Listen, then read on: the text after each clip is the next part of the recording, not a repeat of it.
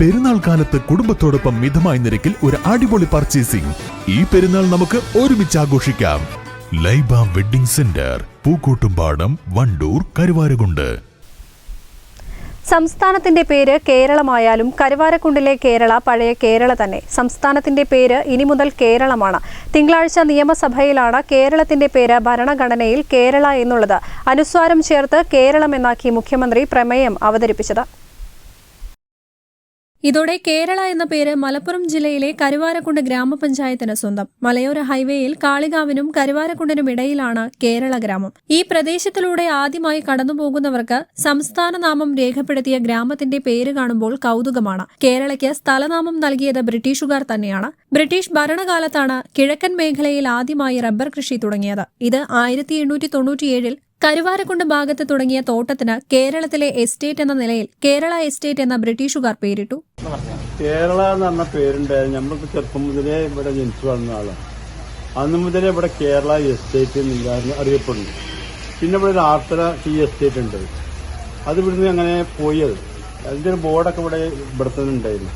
നമ്മളൊക്കെ ചെറുപ്പം മുതലേ ഉണ്ടായിരുന്നു. ഇപ്പൊ അതിനെപ്പറ്റി ബോർഡും കാര്യങ്ങളൊന്നുമില്ല. അത് കേരള എസ്റ്റേറ്റ് എന്ന് പറഞ്ഞാലേ അറിയുള്ളൂ.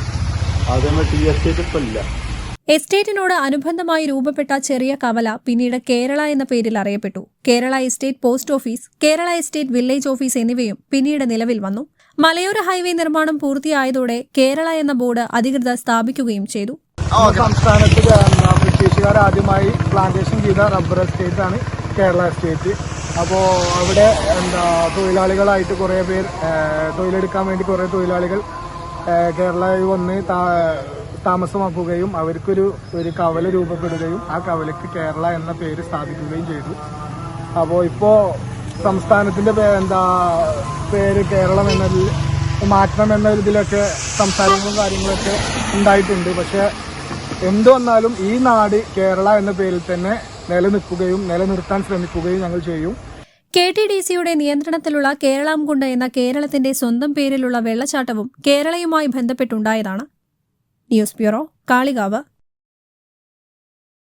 നിങ്ങളുടെ ആവശ്യകതയ്ക്കനുസരിച്ചുള്ള low budget, high budget, premium class ടൈലുകൾ, ഗ്രാനൈറ്റുകൾ, സാനിറ്ററി വയർ, ബാത്റൂം ഫിറ്റിംഗ്സ് എന്നിവയുടെ കളക്ഷനുമായി Nexa tiles. Luxury is in each detail.